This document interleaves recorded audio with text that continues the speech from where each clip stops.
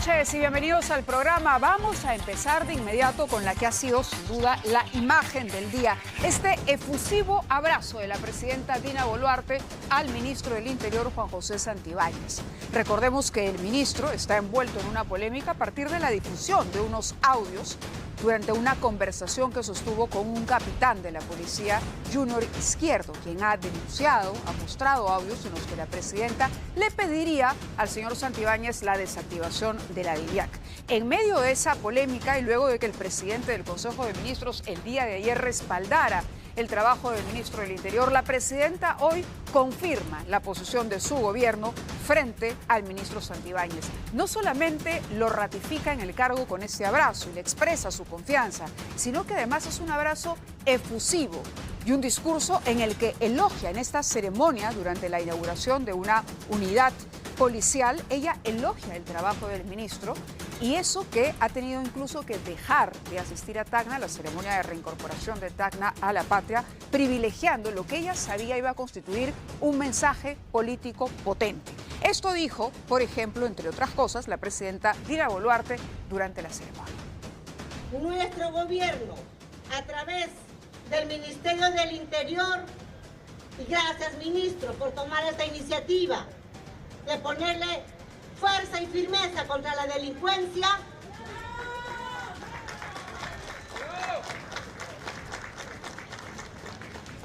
respalda a nuestra Policía Nacional del Perú y a todas sus unidades orgánicas como aquellas del calibre que tienen los halcones.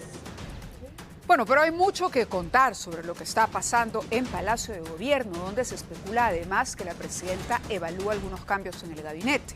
No será seguramente el ministro del Interior uno de los cambiados. Luego de ver estas imágenes, creo que el respaldo queda absolutamente claro. Más adelante vamos a contarles todos los entretelones de lo que ocurrió esta mañana. Y repetimos, la presidenta incluso estuvo ausente. La sustituyó el ministro de Defensa en esta ceremonia importante, a la que suele ir el jefe de Estado.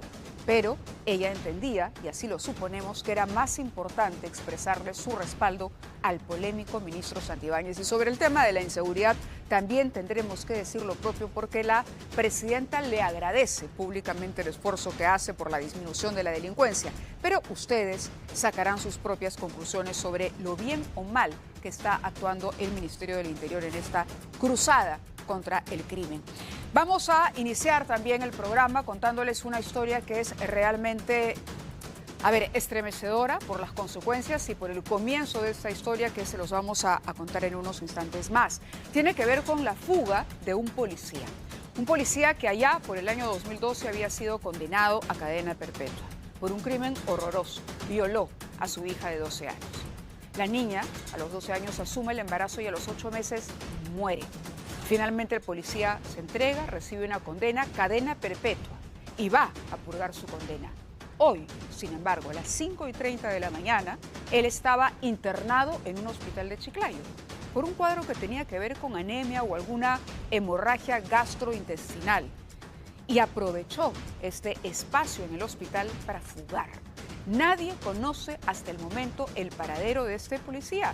El INPI ha dicho que está investigando las responsabilidades del caso, pero recordemos cómo empieza esta historia porque el caso realmente merece ser revisado. La historia completa sobre lo que ocurrió en su momento con este suboficial se las contamos en el siguiente informe. Un policía que se pasó al lado oscuro cometiendo el más aberrante de los delitos.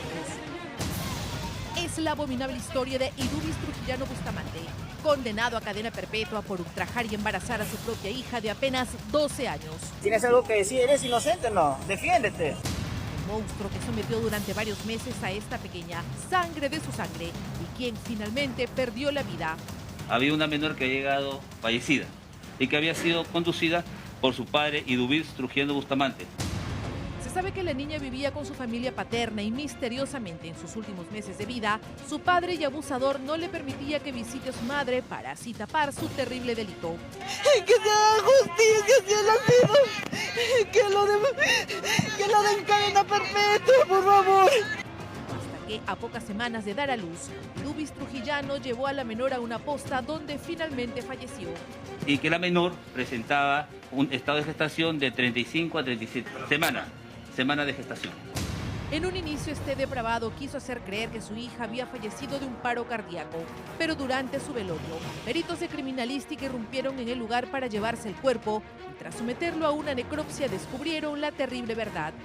Al comunicarle que iba a ser sometido a una prueba de ADN con el feto que su hija llevaba en el vientre, este policía en retiro se hizo humo, pero luego se entregó a la justicia. La prueba de ADN posteriormente confirmó la paternidad, por lo que este padre violador fue condenado a cadena perpetua, pero solo por el abuso sexual, más no por el presunto parricidio. Un hecho ocurrido en el 2022 y que hoy vuelve a ser noticia tras la fuga de este monstruo del Hospital Regional de Lambayeque. Tenemos entendido que la familia todavía está intentando por la vía legal que se acuse y se condene por parricidio a este suboficial. Idubis Trujillano es el apellido de él. Ustedes han visto la historia, el llanto desesperado de la madre a la que se ocultó la situación de su menor hija. Es más, se ocultó incluso la muerte. Pero definitivamente es información que no se puede guardar por mucho tiempo. Vamos a recordar el momento de la audiencia cuando se condena a cadena perpetua al suboficial. Que falla condenando a Idubis Trujillano Bustamante como autor del delito contra la vida, contra la libertad sexual en su modalidad de violación sexual de menor de edad, tipificado en el artículo 173 del Código Penal. En agravio de la menor de iniciales B, como tal se le impone la pena de cadena perpetua. Se fija por concepto de reparación civil la suma de 5.000 soles que será cancelado en ejecución de sentencia por el acusado a favor de la menor agraviada. Someter al sentenciado a un tratamiento terapéutico conforme al artículo 178 del Código Penal, previo examen médico psicológico que determine su aplicación. Esto es a fin de facilitar su readaptación social, debiendo oficiarse para tal fin al Instituto Nacional Penitenciario. La verdad es una historia atroz porque alguien además que integraba la policía, autor del delito de violación, causante sin duda de la muerte de su hija con una condena de cadena perpetua, que aprovecha hoy un internamiento en un hospital y una huelga, dicho sea de paso, del Instituto Nacional Penitenciario para poder escapar. El INPE, sin embargo, ha emitido un comunicado y ha dicho que está investigando. Primero que nada, tiene que recapturar a esta persona cuyo paradero hasta ahora se desconoce. Y lo otro, además, señala que la Oficina de Control Interno, aquí está el diagnóstico, dice, se encontraba hospitalizado con diagnóstico de hemorragia gastrointestinal y síndrome anémico. Se trata de un hombre de 38 años. La custodia estaba a cargo de personal de seguridad del INPE y, por lo tanto, se tiene que hacer una investigación interna para establecer de quién fue la responsabilidad, quién permitió o facilitó que este condenado fugara, se escapara de un hospital y que finalmente se pueda recapturar a esta persona, porque la pena, estamos hablando, ojo, es para toda la vida.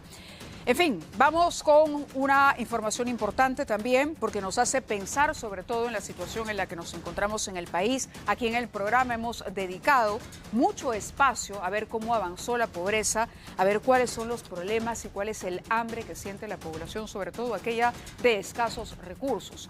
Pero vamos a contarles cómo avanza la desnutrición en nuestro país. Los casos de anemia además, pero sobre todo la desnutrición que se ve reflejada en cómo se compra y vende alimentos. Tenemos un reportaje a propósito y luego seguimos comentando. Un pan con tortilla, o pollo, salchicha guachana y, ¿por qué no?, quinoa. Si es así un desayuno promedio en el Perú, ¿qué envía usted en la lonchera de sus hijos? Le mando su queso con jamonada y su pan, huevo sancochado. Plátanos, mandarina, a veces manzana y bueno, a veces frugos también. Embutidos, mezclas lácteas y varios productos procesados son parte del alimento diario. Que ello nos provoque la sensación de saciedad no significa que nutra, y mucho menos si nuestra elección es en base al precio. ¿Y qué prefiere la gente, las familias? ¿La leche de caja, de lata o de bolsa? Según el precio, sí. ¿El más barato siempre es el que más lleva? Claro, el de 2.50 que está más cómodo. Quizás por ello los peruanos somos los reyes de la baja estatura en Sudamérica, 1.65 centímetros en hombres y 1.52 para las mujeres en promedio. Ello representaría una simple muestra de lo que la desnutrición crónica viene calando en nuestro país. La última encuesta demográfica y de salud familiar del INEI revela que esta cifra se ha incrementado en niños menores de 5 años al pasar del 11,5% en el 2023 al 12,2% en el 2024. Un mal que no conoce de condición social. Cruza todos los estratos. Y ese es un tema de hábitos alimentarios que nosotros a nivel país no cubrimos el requerimiento de proteínas que requiere una población y tenemos alto contenido de carbohidratos y al promedio cumplimos el requerimiento de grasas. Tener una comorbilidad a tan temprana edad puede ser determinante e influenciar en el desarrollo cognitivo de un niño. Hay baja de apetito, hay palidez, no aprende rápido, hay dificultad de aprendizaje y cuando tenga que acceder a estudios superiores va a ser limitada sus capacidades en cuanto a ese proceso intelectual. Sin embargo, hay casos donde el dinero no alcanza y se come lo que hay, pese a las voces que refieren que no hay hambre en el Perú.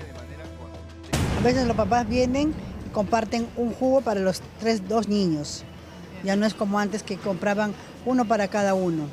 Don Oscar, comerciante de abarrotes en un mercado de Breña, nos cuenta que se ha visto obligado a empaquetar menestras en presentaciones de 1/4 de kilo y así puedan venderse. Hay algunas personas que ya no pueden llevar medio kilo, llevan 1/4, me piden 1/4, le peso 1/4. 4 soles medio kilo. El trigo. 4. La lenteja. 5 soles medio. El huevo sube y baja, o sea, más sube que baja. Un detalle que no debe dejarse pasar por alto es la lactancia materna, que es la base del crecimiento de todos estos pequeños y que según Endes ha revelado que ha pasado del 69% al 65,9%, una cifra que alarma a los especialistas. Mismo estudio, el porcentaje de anemia en bebés de 6 a 35 meses se ha incrementado en los 3 últimos años, periodo de tiempo en el que Dina Boluarte es presidenta de la República y previamente ministra de Desarrollo e Inclusión Social. La duda queda sobre la mesa. ¿Qué se hará para revertir los índices y así los más volubles no sientan los estragos? Bueno, lo primero que habría que hacer es reconocer esa realidad. El gobierno se molesta y tiene reacciones y respuestas cuando uno le dice qué van a hacer frente a lo que está ocurriendo, pero prefiere negarlo. El mejor ejemplo es lo que sucedió con el ministro de Desarrollo Agrario, el señor Manero, que dicho sea de paso, hoy apareció en la conferencia de prensa después del Consejo de Ministros, con lo cual deberíamos entender que de pronto no está en los planes tampoco para los cambios que se ha dicho hará la presidenta en el gabinete. Pero el asunto es reconocer que todos los informes que nos llegan, además desde la FAO, advierten de un problema de inseguridad alimentaria. Lo han dicho los especialistas, cuando un niño no recibe la alimentación adecuada entre los 0 y los 5 años, cuando no se alimenta de leche materna, se va a complicar su capacidad para aprender. Su estatura no va a crecer lo que necesita crecer, no va a aprender, no va a recibir el conocimiento, porque es en esos 5 años que se forma, que se desarrolla, están las bases para su crecimiento. Y ahí es donde tenemos que actuar.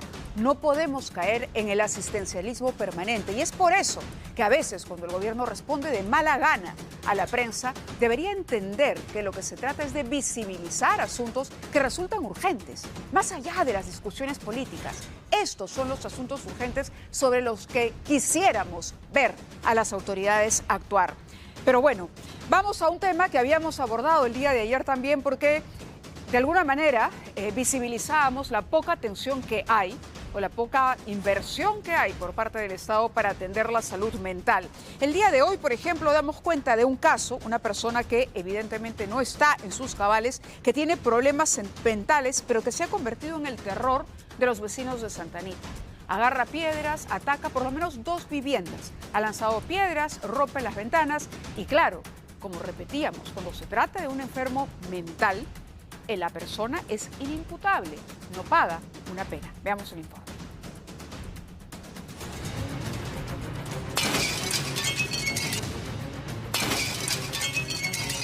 Reventaba a lunas a su antojo.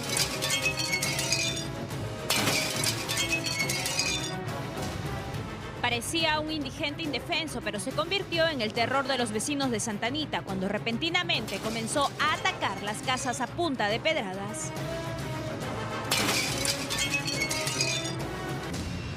Don Pedro y su esposa se llevaron el gran susto de su vida cuando la mañana de este miércoles fueron alertados por el estruendo. Al acercarse a su sala vieron sus lunas destrozadas por una gran piedra. Al visualizar las cámaras se percataron de que el sujeto que pernocta en el parque frente a su casa, en la calle Diego Ferré, había lanzado fuertemente el objeto contundente. Esta roca tranquilamente mata a la persona. Pero esta no es la primera vez que sucede un hecho así. Semanas atrás, el mismo individuo arremetió contra otra casa. En las imágenes se le ve recolectando las piedras. Al obtener las necesarias para su fechoría, empezó a tirarlas una a una contra los vidrios del segundo piso del inmueble. Había un conductor estacionado cerca que, al percatarse del hecho, encendió su auto y rápidamente escapó. No tiene nacionalidad, no tiene DNI, no tiene nada, pero es un extranjero. Lo sueltan y ya, y nosotros estamos expuestos a eso. Tras la denuncia que hizo don Pedro a la policía, Serenazgo y un efectivo intervinieron al indigente. Sin embargo, los vecinos temen que lo dejen libre nuevamente. Si no hay el monto, no pasa los 5.000 soles, siga destruyendo todas las casas. Por lo pronto esperan que la Municipalidad de Santa Anita les brinde la seguridad que necesitan y el sujeto pueda estar preso.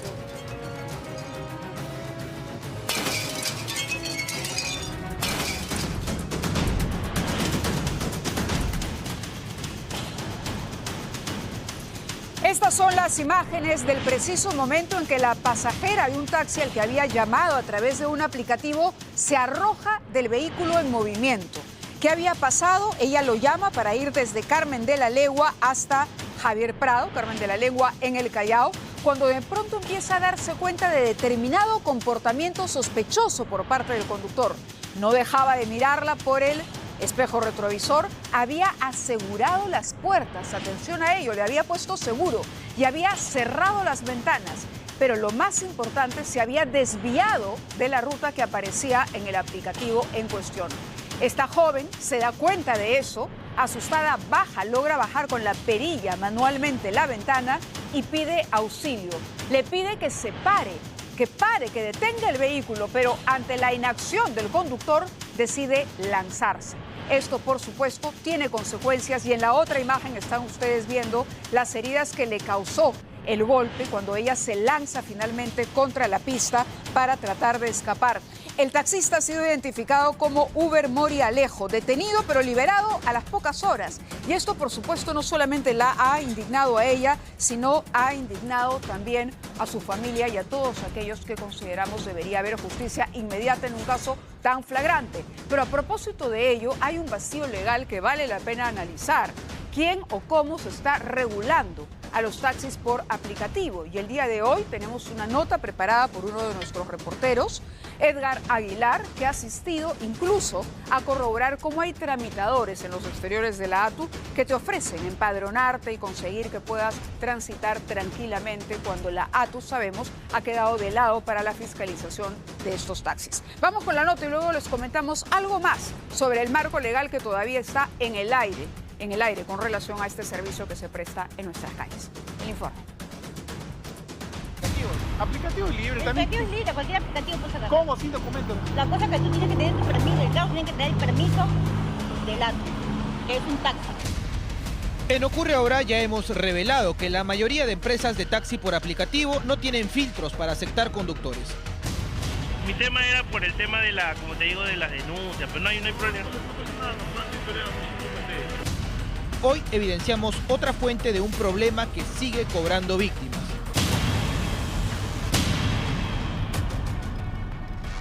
Cualquiera puede subirse un taxi, te sacan una pistola y te pueden robar, te pueden secuestrar, cualquier cosa, ¿no? Alison Mayuri se salvó de morir, pero terminó con el rostro desfigurado. Pese a todas las pruebas, el video y todo, lo dejaron libre. No, tampoco. Le dieron comparecencia, sí. Sí, me indigna bastante. Me siento como que, no sé, siento que la justicia en nuestro país es a veces un poco injusta, ¿no? Estamos indefensos, así que va a depender el nivel de seguridad de cada uno de nosotros. Un taxista formal es aquel inscrito en la ATU y hay dos tipos, independiente y ejecutivo. En la primera cuadra de la avenida Domingo Orué en Surquillo, varios tramitadores ofrecen inscribir formalmente a los conductores en el servicio de taxi ejecutivo. El ATU te acepta ejecutivo, pero tú tienes que estar afiliado a una empresa. Nosotros te afiliamos a la empresa y te inscribimos, y la empresa te inscribe al ATU. Así es. Ya, o sea, ustedes me afilian a una empresa. Ajá. ¿Qué empresa? Ahí tenemos tres empresas, hay tres empresas que trabajan. Yo trabajo con tres empresas. Ah, esa empresa es la que me da el respaldo, digamos. Claro.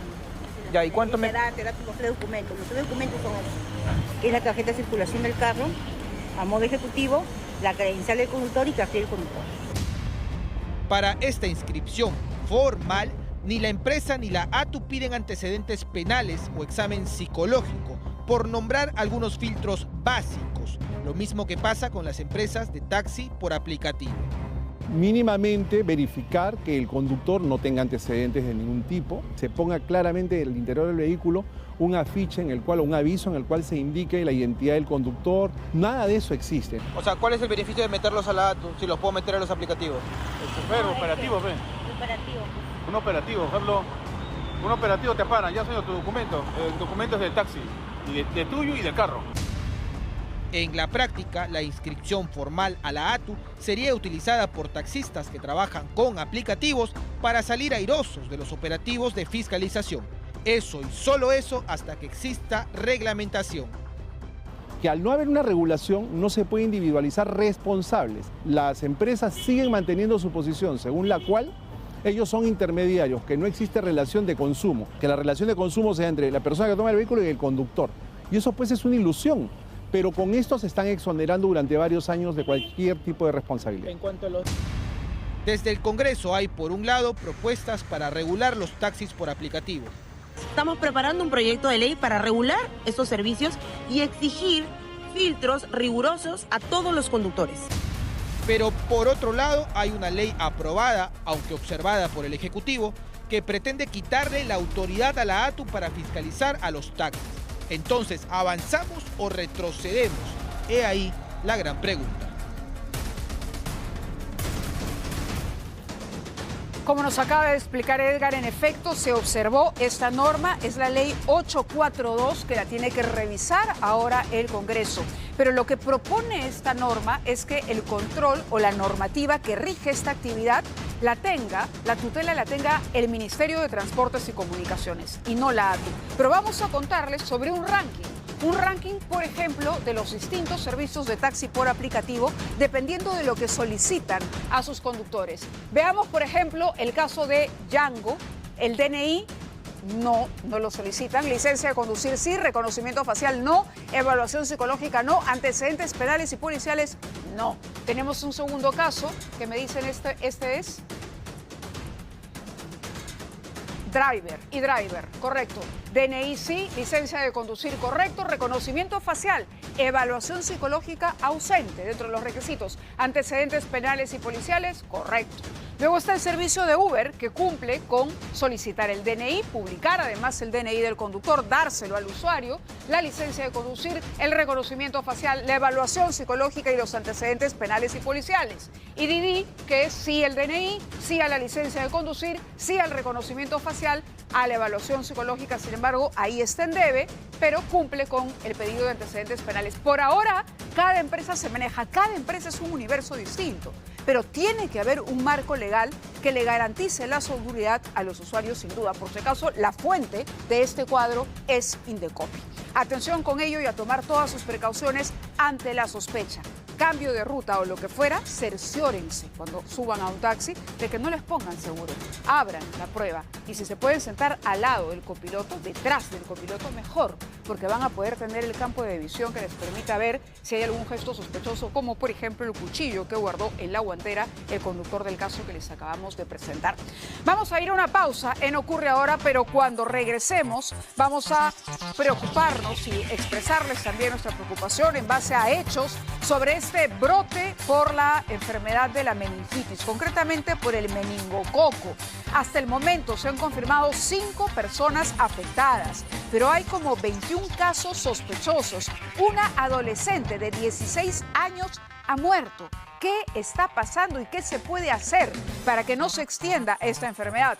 Y por supuesto, toda la información, la crónica sobre qué está sucediendo al interior del gabinete de Gustavo Adriancén y el abrazo de la presidenta en respaldo al polémico ministro del Interior, Juan José Santibáñez, que lo ratifica.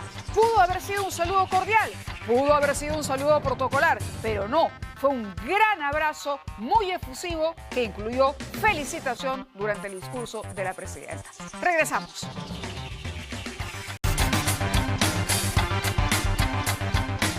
Presten mucha atención en Iquitos. Iquitos está en alerta. ¿Por qué? Por un brote de una meningitis meningocócica. Ese es el nombre de la enfermedad. Se ha suspendido incluso los vuelos hacia Putumayo, luego de que se detectaran más de 22 casos posibles.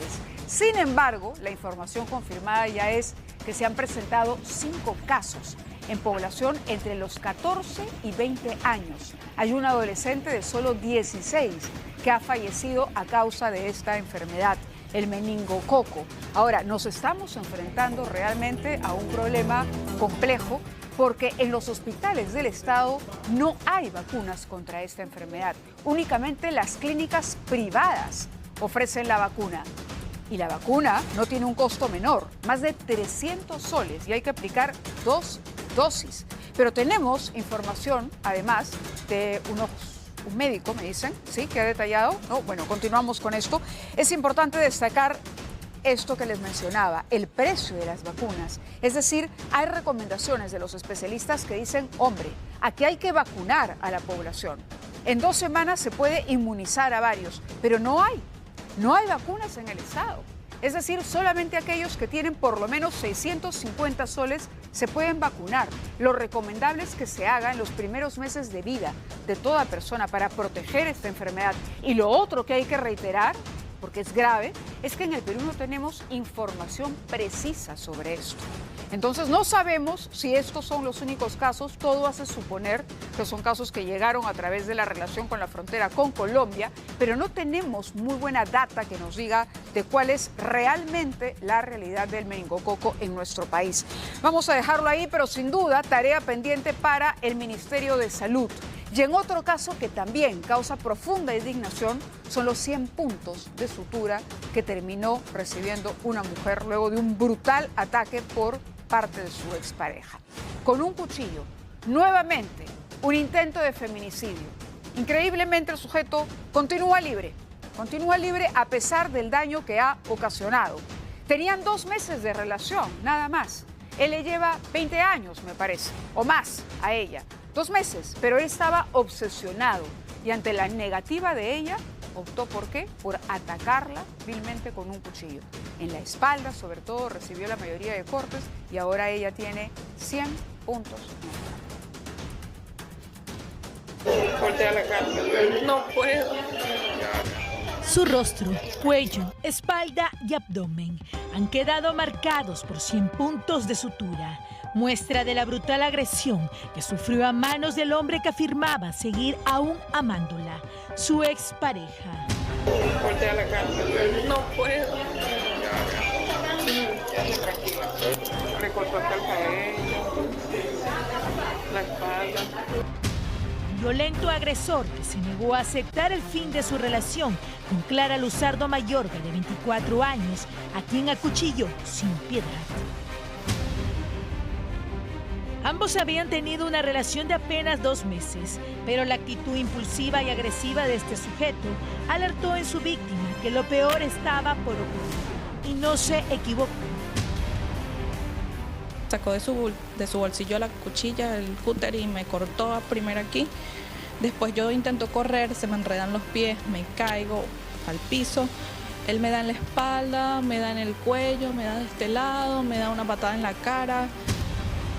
Julio César González Arbornos, de 42 años y de nacionalidad venezolana, es el monstruo que atacó a Clara en la puerta de su vivienda en San Martín de Porres y que por injusticia de la vida goza de libertad.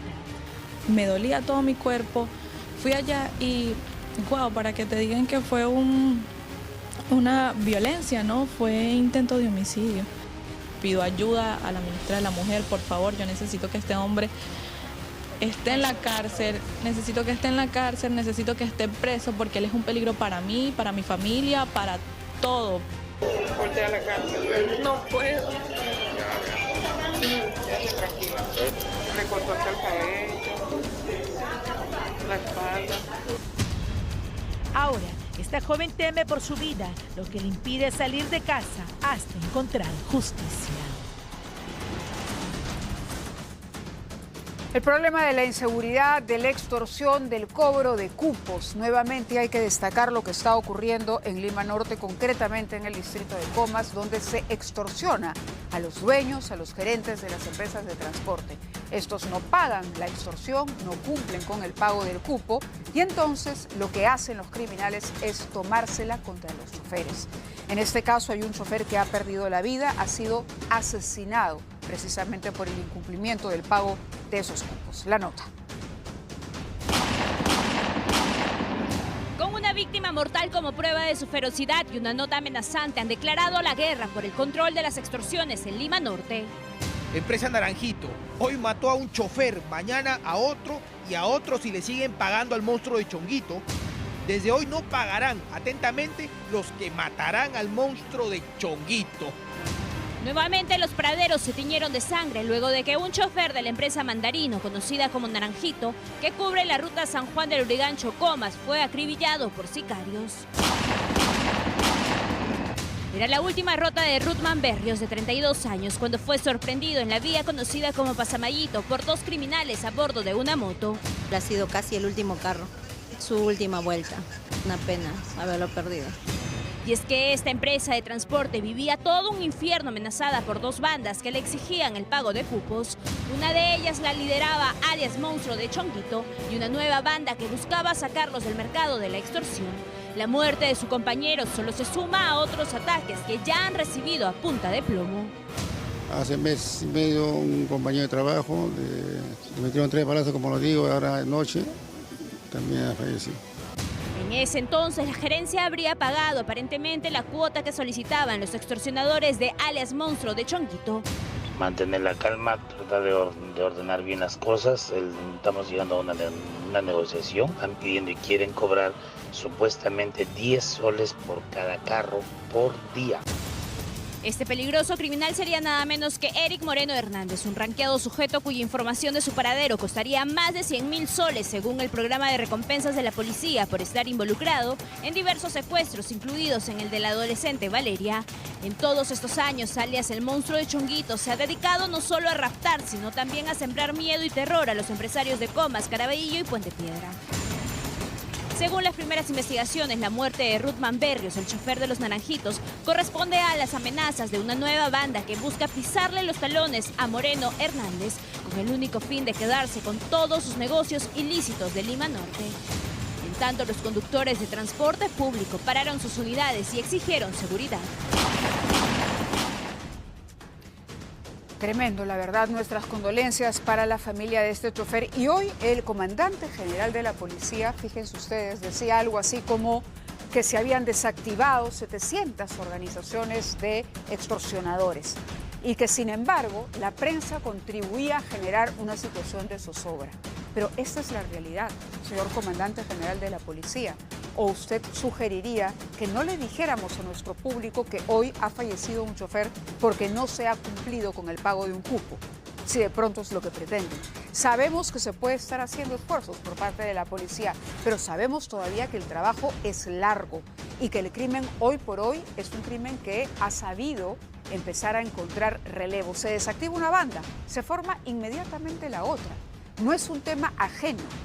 No negamos los esfuerzos de la policía, pero hay que hacerlo más intensamente y con una estrategia muy bien planificada. Y es lo que se le ha reclamado al ministro del Interior, que dicho sea de paso, es el protagonista de la información política por estos días.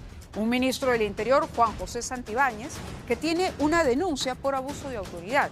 Un ministro del Interior, Juan José Santibáñez, que se ha visto vuelto en un escándalo, porque se fue a celebrar su nombramiento a un chifa y un amigo suyo, otro capitán de la policía, lo grabó, señalando que la presidenta le había pedido desactivar la DIVIAC.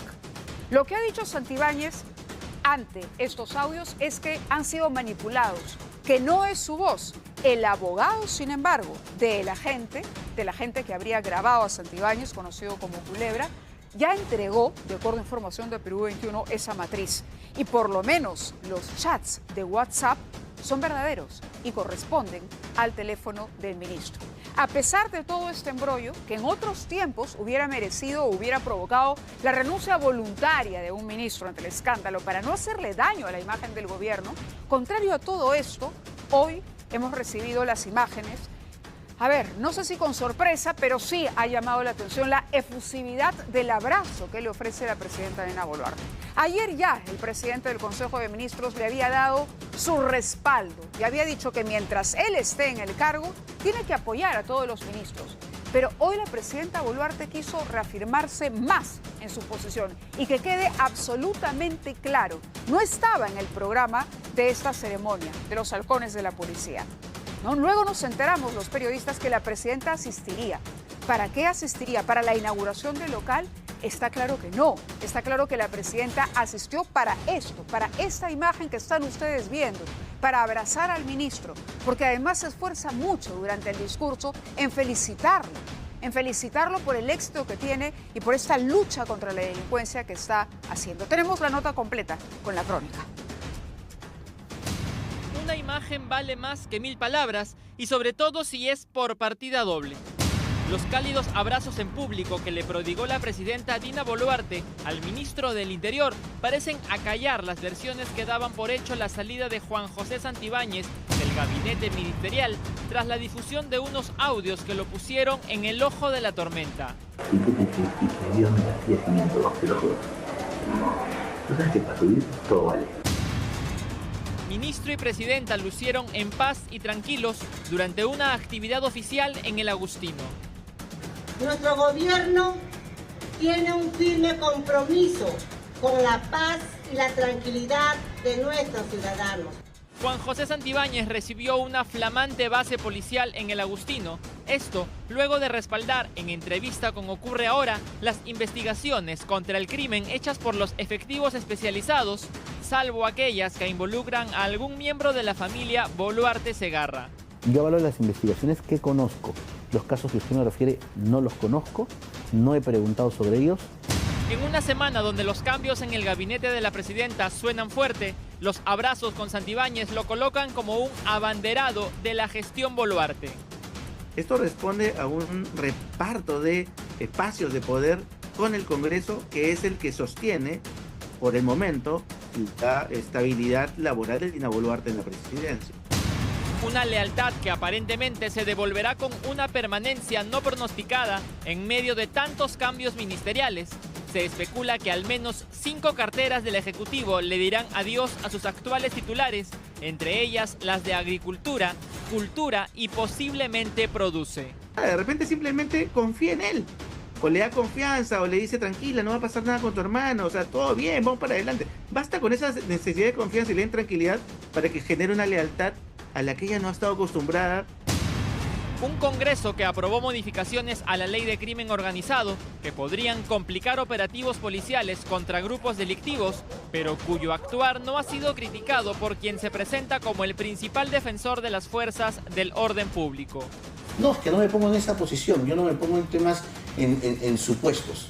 Gracias, ministro, por tomar esta iniciativa de ponerle fuerza y firmeza contra la delincuencia. El Ministerio del Interior no cambia de ministro, pero sí cambiaría de nombre y ahora pasará a llamarse Ministerio de Seguridad Pública, un escenario que va en concordancia con la fusión de carteras y que podrían reducir el sector mujer y poblaciones vulnerables a su mínima expresión. Da la impresión de que está ordenando un poco, pero lo cierto es que si esto no se hace, en un contexto donde se tenga el impulso político, el apoyo político y el espacio suficiente para que maduren este tipo de reformas que son importantes, el resultado puede ser sumamente devastador. Fíjate que Dios me hacía 500, te lo juro. No, tú sabes que para subir todo vale. Los cambios ministeriales se cocinan a fuego lento en Palacio de Gobierno. Pronto sabremos si estos abrazos son la despedida antes del último adiós o tal vez la consolidación de un sólido trabajo en equipo. Incluso se había mencionado la posibilidad de cambiar al ministro de Economía, al señor Arista, que estuvo hoy en conferencia de prensa después del Consejo de Ministros. Pero continuamos con el ministro del Interior, que se expresó de la siguiente manera sobre lo que él considera es una peliculina que le gusta a la prensa. No se dan el mismo papel, son el Ministerio Público y la prensa. Y voy a decirlo claro, y la prensa, porque la prensa muchas veces, a la prensa en lugar de informar lo que uno está haciendo, lo que uno está trabajando, lo que le gusta es la peliculina, es informar lo malo, es lo que vende. Ese es el problema a veces que tenemos las autoridades, ¿no? Que les gusta la peliculina, les gusta el desinformar. Pero bueno, dejemos que realmente estamos en una democracia, hay libertad de expresión y dejemos que sigan ellos engañando a su pueblo. Hay libertad de expresión, hay libertad de opinión, señor ministro. Y la peliculina la provoca quien sostiene declaraciones como la que usted ha hecho, si es que esas conversaciones son, como en efecto se ha dicho ya, reales. Es decir, la peliculina no la inventamos, no nos despertamos un día tratando de inventar una novela.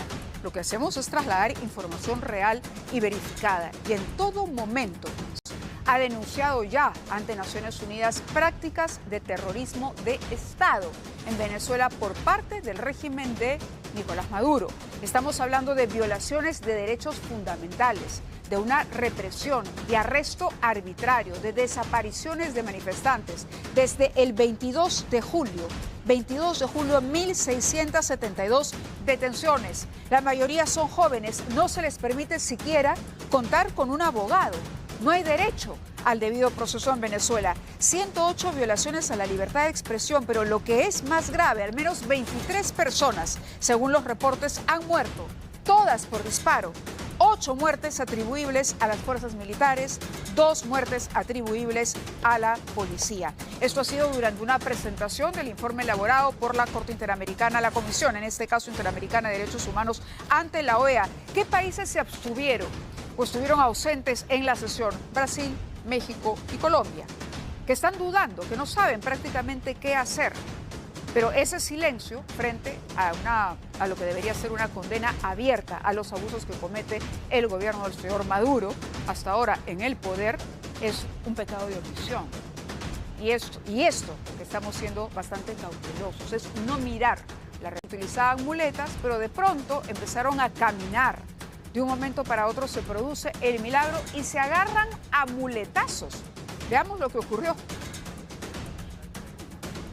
Se agarraron a muletazo limpio para defender su zona de trabajo. Y es que estos falsos mendigos cogieron sus muletas y se dieron de golpes, desatando el pánico de todos los presentes.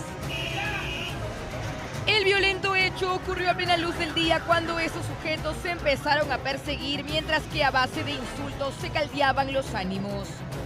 Una vez que se tuvieron frente a frente, no dudaron en agredirse mutuamente con su herramienta de trabajo, es decir, con las muletas con las que también fingían ser discapacitados.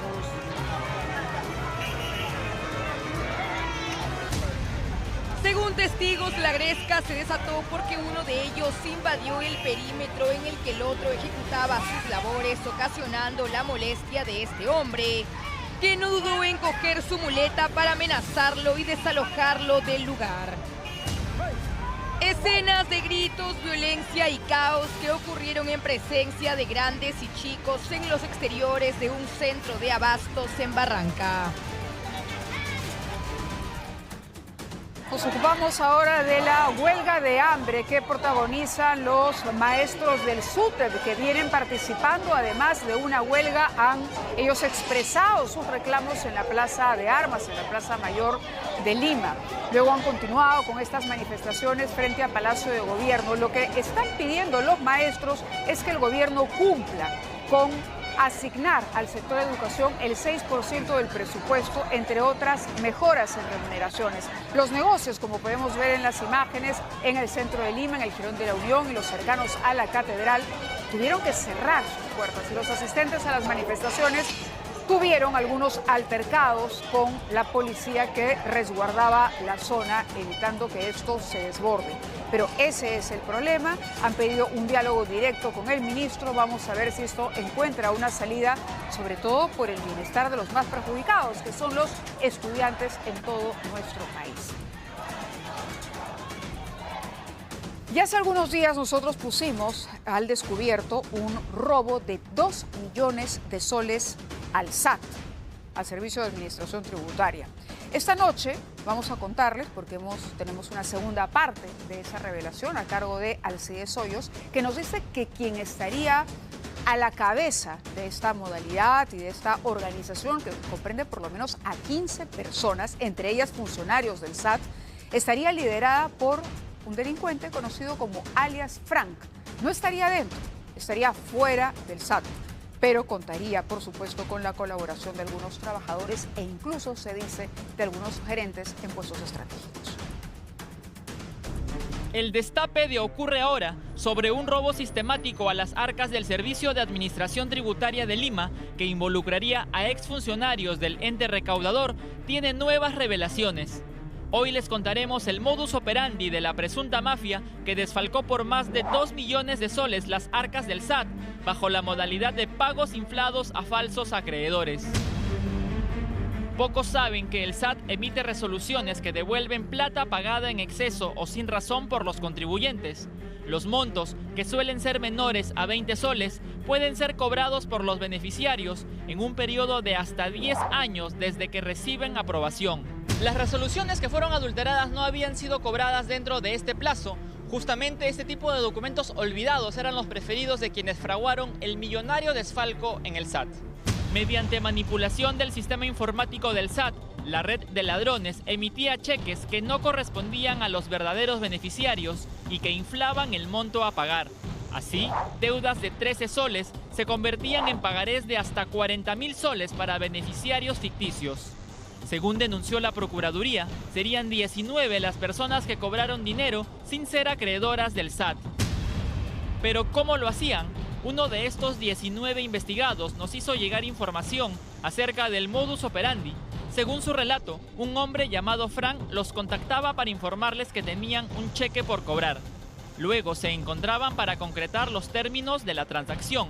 Nuestra fuente, que ya declaró ante Fiscalía, cobró 120.000 soles a cambio de recibir al cash 5.000 soles. Alias Frank Otoño traía a distintas agencias de la misma entidad bancaria a los falsos beneficiarios, quienes luego de cobrar el dinero le entregaban el monto a alias Frank, quien les pagaba una comisión por su trabajo.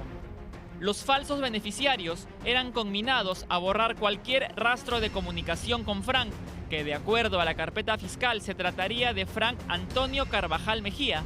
El mismo Frank cobró sin ser acreedor del SAT más de 100.000 soles a su nombre antes de que terceras personas empezaran a hacerlo.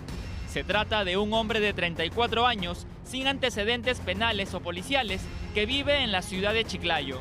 Disculpe, ¿Frank Carvajal? De ATV lo estábamos queriendo conversar con él. No se encuentra, está trabajando. La imputación de los hechos, por lo que usted refiere, el nexo, se viene desarrollando esta investigación. Mal haría yo en poder indicar ciertas versiones, es que estaríamos contaminando esta investigación. El abogado de Frank Carvajal es el excongresista Luis Simeón, elegido para el interregno del 2020 al 2021, tiempo en el cual se mostró muy cercano con los colectiveros informales, uno de los gremios que más deudas por papeletas tiene con el SAT y la ATU. Yo sí debo rechazar tajantemente referente a cualquier vínculo que me podría indicar con relación a los gremios de transportistas, porque para comenzar, yo al señor Fran le conocí recién al asumir su defensa y no tengo ningún tipo de vinculación ni conocimiento con los demás investigados, ¿no? El ex congresista y hoy abogado litigante dice que el cambio de fiscal a cargo del caso ha retrasado la declaración preliminar de su patrocinado. Hasta la fecha, los exfuncionarios Mariela Álvarez y Steve Ballena figuran como responsables del presunto delito de peculado por el desfalco en el SAT. Sin embargo, Mariela Álvarez denunció por el mismo hecho a otros 4 funcionarios actuales del SAT. En total, 25 investigados y una red que comienza poco a poco a desentrañarse. Este es un caso escandaloso que tuvimos conocimiento luego de que la Procuraduría de la Municipalidad de Lima hiciera la denuncia pertinente. Hay algunos de los mencionados que están como no habidos, pero lo importante aquí es ver cómo se articulaba una modalidad desde fuera de la institución, pero que no pudiera haber funcionado y menos desfalcado al SAT si no tenía la complicidad de funcionarios del Estado dentro y prestos para hacer esto. Vamos a ir a una pausa, pero cuando regresemos, el estado de las ciclovías en nuestra ciudad. 10 kilómetros de ciclovías con falta de mantenimiento, con deterioro. Es más, nosotros hicimos nuestro propio experimento, ¿no? No solamente las ciclovías son utilizadas por las bicicletas, sino también por estos vehículos que se están comprando y usando mucho, como los scooters. ¿Qué está pasando allí? ¿Cómo las motos invaden las ciclovías? El informe completo luego de la pausa.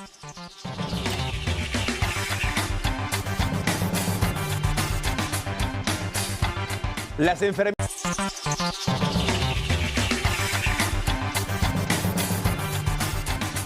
Las imágenes de un vehículo de la UDEX de la policía en plena ciclovía adelantan el informe que les vamos a presentar. Como ustedes pueden ver, detrás va una persona montando su scooter, pero el vehículo de la policía está ahí y no vemos que haya una circulina que pueda explicar, digamos, la emergencia de utilizar una vía que está reservada para las bicicletas. De eso trata el informe que ha preparado Edgar Aguilar, porque además no es solo eso, sino el escaso mantenimiento que le estamos prestando a esta red vial que se creó exclusivamente para ciclistas y para scooters. Vamos con la nota. Pero es que es ciclovía. Pero es que mira, interrumpe, si yo paso a velocidad.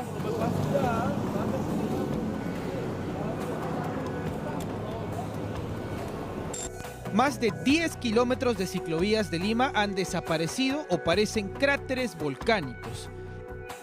Miren el tamaño de esas llantas y miren lo que sucede cuando pasa por estos huecos. A simple vista uno puede decir, claro, son huecos pequeños, pero las llantas de estos vehículos no son tan grandes. En Perú, por imprudencia de conductores y falta de ciclovías, han muerto 230 ciclistas en los últimos años. ¿Qué pasa si yo voy a velocidad? Salto. Muy bien, Mateo, tú nos vas a ayudar a más o menos experimentar o que la gente pueda entender lo complicado que es transitar por las ciclovías por distintos factores. Acá se me están cruzando. Cuidado.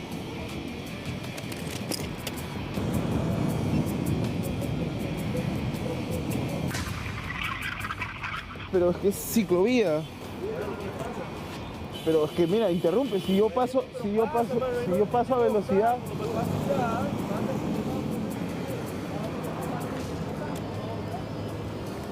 Caballero, ¿cómo está? Buenos días.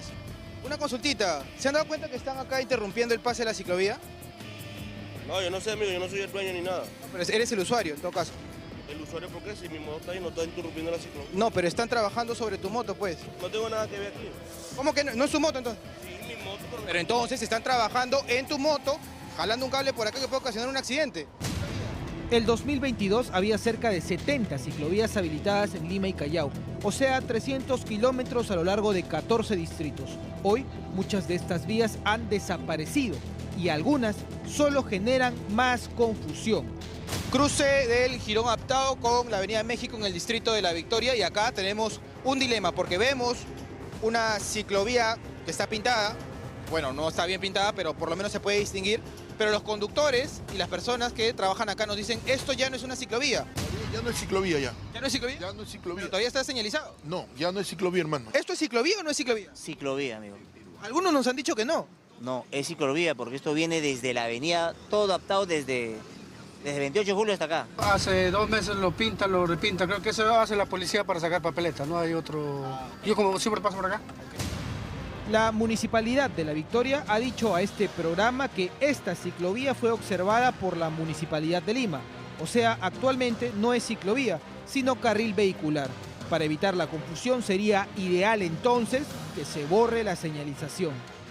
Cuadra 4 de la avenida Universitaria y miren, el triciclo metido en medio de la ciclovía.